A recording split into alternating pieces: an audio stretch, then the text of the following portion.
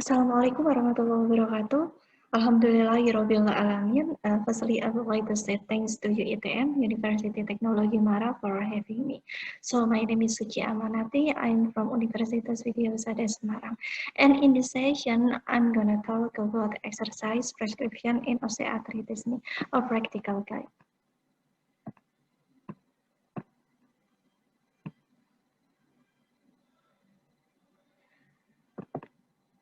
Okay, here we go. So, osteoarthritis is a degenerative joint disease. It's like a progressive disease. So, it make our patient feeling more severe, more frequently, or more debilitating in over time. Osteoarthritis may leading cause of disability and, of course, reduce the quality of life. And here is the common joints affected in osteoarthritis.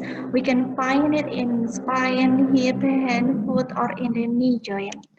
And this is the statistic from the incident of osteoarthritis.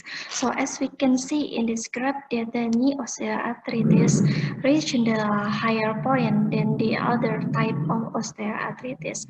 And as we can see in this graph that in over age of 50, women are more affected in osteoarthritis than men. And this is the risk CEDAS in 2018. So risk CEDAS is riset kesehatan dasar. It is a survey from pathology in Indonesia. And we can see in the super graph of discus osteoarthritis are commonly find it in elderly. We can find more percentage in osteoarthritis in over age of 65. And the women are more affected than men, and we can easily find it in the village than in the city.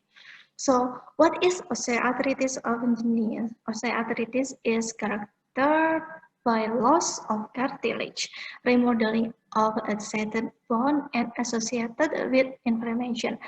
And the common the symptoms of the osteoarthritis is it may include pain, stiffness, a grating, or a swelling feeling in our patient. And this is the risk factor for osteoarthritis. It may cause by genetic factors.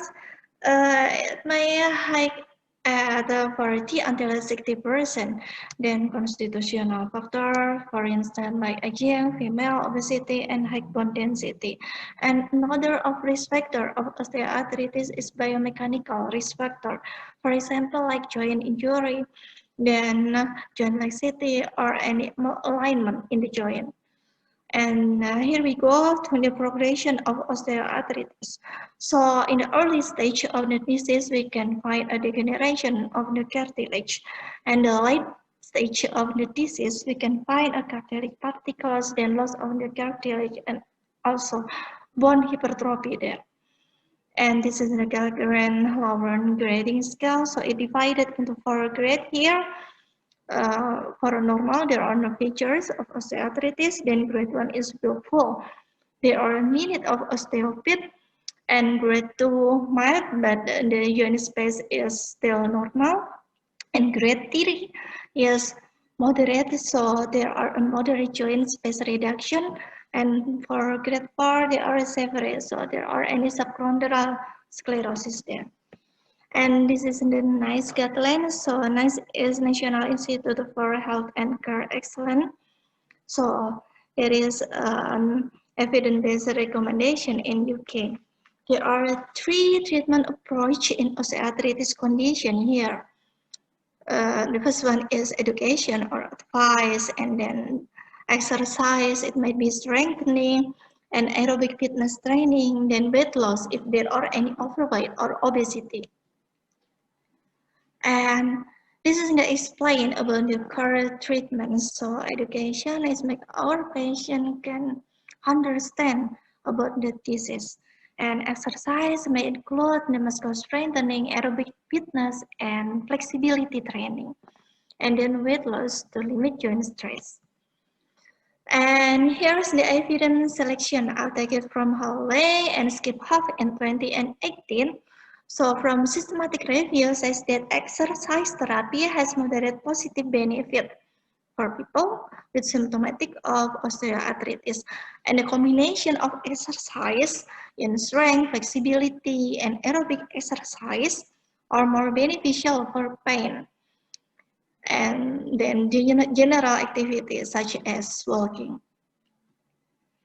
And another evidence says that exercise are not make any influence in the osteoarthritis too, but also in the other type of osteoarthritis, such as in hand osteoarthritis. So for overview, there are 4 steps here that we can apply to our patient. The first one is we can ask our patient for are there any risks, and then we make a risk stratify in our patient before we can make any prescribing in our patient. Then we can make any list of key components of physical activity and how our patient can get started. Then there is barrier and adherence and make any prevention if it recurrent again. Then modification for more severely affected patient. And for pre-intervention assessment, there are 4 steps here. So the first one is medical history, the exercise history, goals, and of course the state of change or motivation. And for section 1 about general health. So how about the health condition, or is there any high blood pressure in our patient? Is there any pain if our patient rests, or maybe there are any pains if our patient do some daily activity? Or is there any loose balance, or our patient diagnosed with another chronic medical condition? And section 2, we can ask our patient if there are any other medical condition. And this is the PARQ outcomes. So after we make any subjective assessment in our patient, then we can make these outcomes. So if our patient answers no for all of the question, then our patient get ready to become more physically active. But if our patient answers yes to one or more of the question, so that our patient should seek further information from healthcare practitioner before they do some of the physical activity. Then it might be delayed because of some of the things such as our patient feeling not well, or there are any pregnant condition, or our patient health changes. And after we make a question, then we can continue to the ACSM classification. So for class A, if our patient apparently healthy, there are no CVD at all. So then our patient get ready to take the moderate intensity of physical activity without further screening at all. But our patient, if they were in the classes B or C, so that there are any symptomatic of CVD.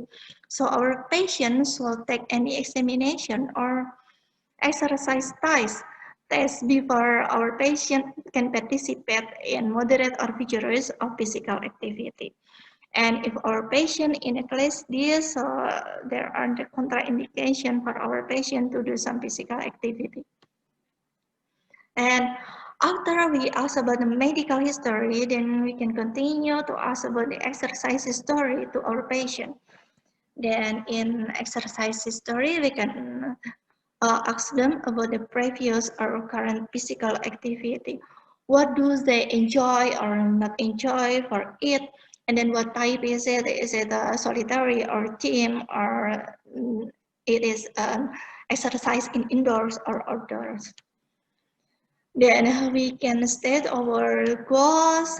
So here is some of the types of the goals for pain reduction, weight loss, or become healthier, or improve fitness. And then after that, we can make any state of change or motivation to our patient. There are any progress from the contemplation until the preparation, action, and the maintenance. And after we do all of the pre-intervention assessment, then we can go to the exercise or make any physical activity intervention in our patient. So on the first one, we can make any lifestyle advice to our patient, then we can continue to the formal prescription or referral. And for advice, it should be a specific one. So the goals should be specific, depend into our patient condition, and also be measurable so that we can make any evaluation for it.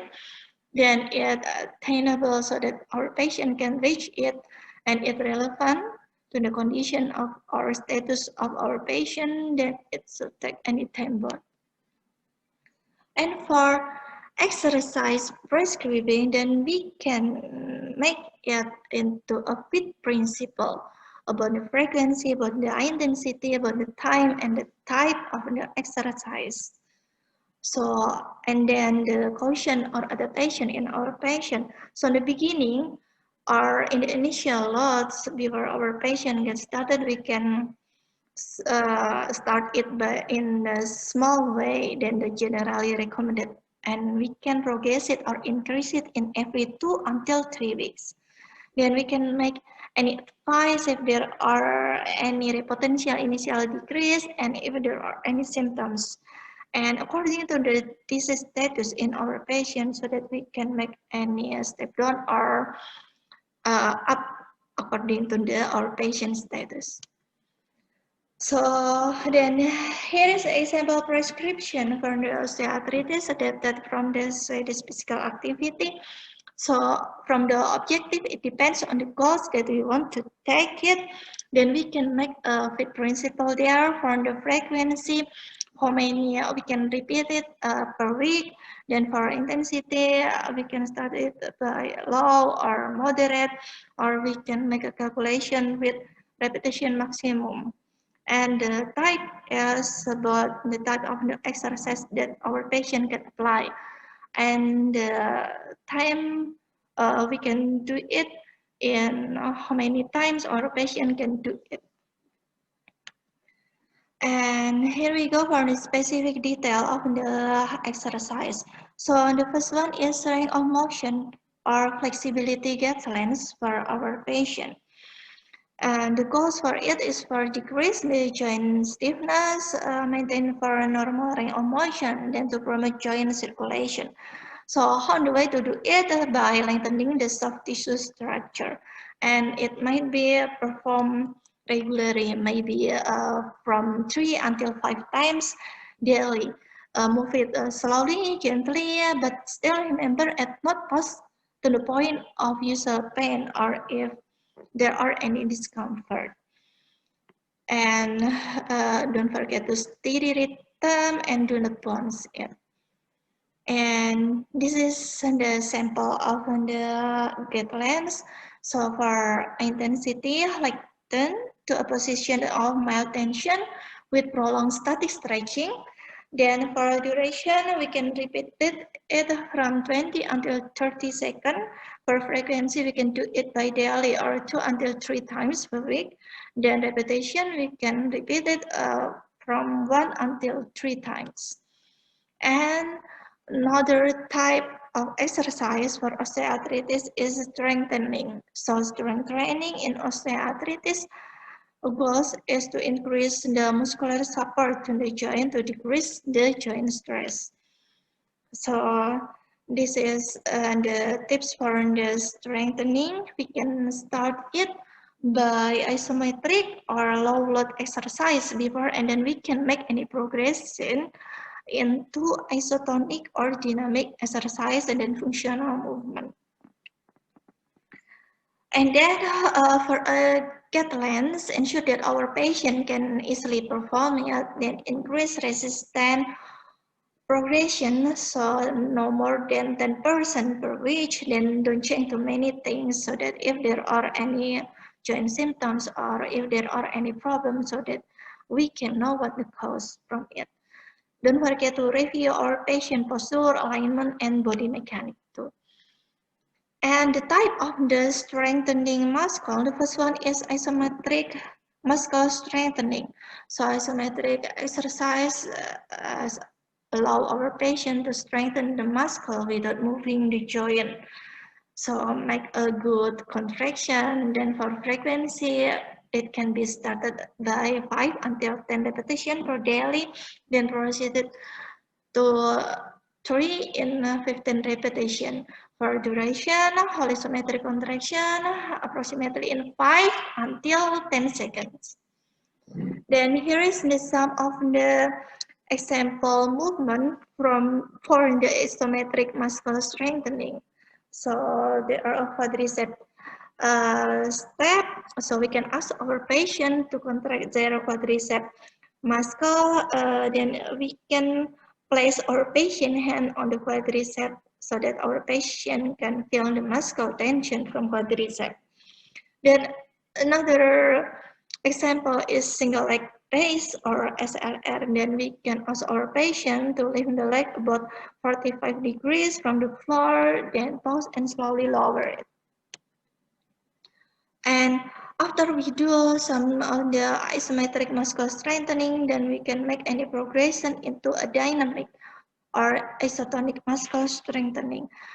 So the goal is to increase the muscle power and endurance functional movement to our patient.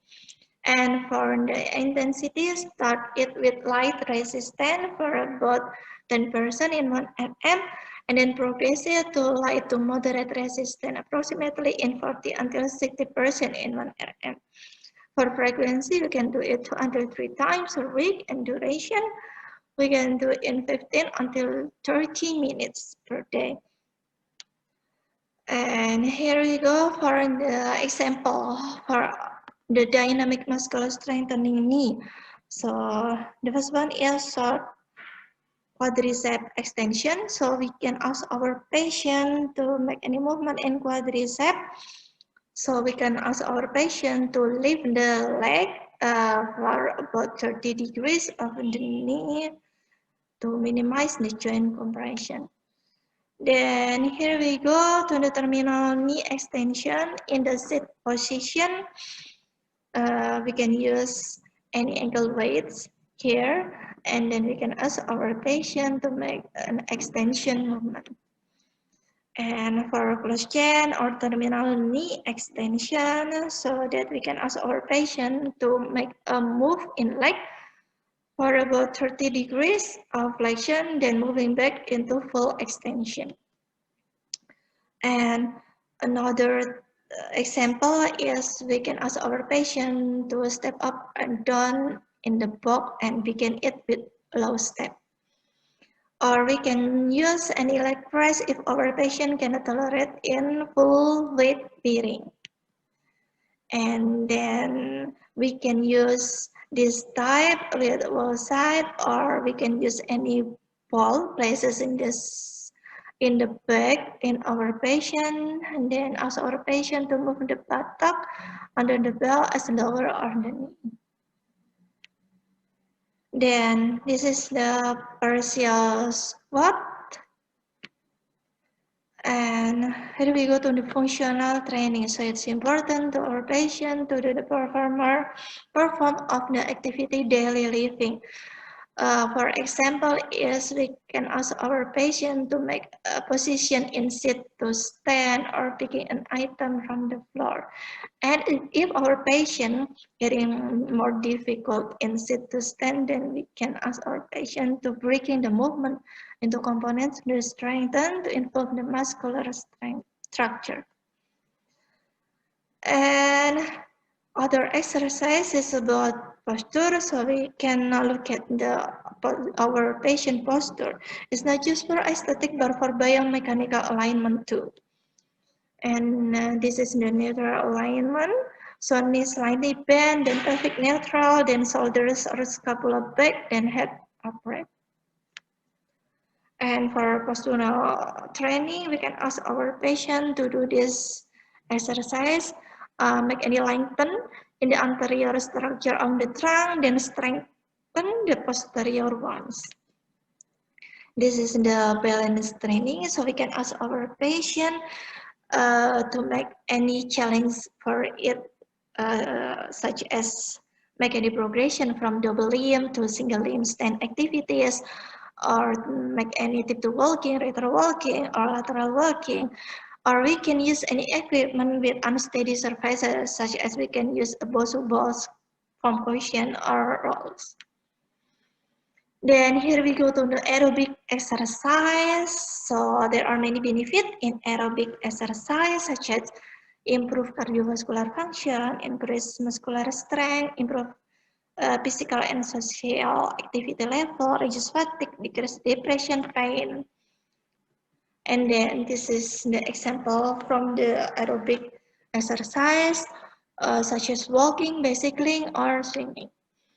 And for parameter from the aerobic exercise, for intensity, if our patient never do any exercise in over 3 months or there are any decondition things, so we can start to 40 until 60% of heart rate reserve.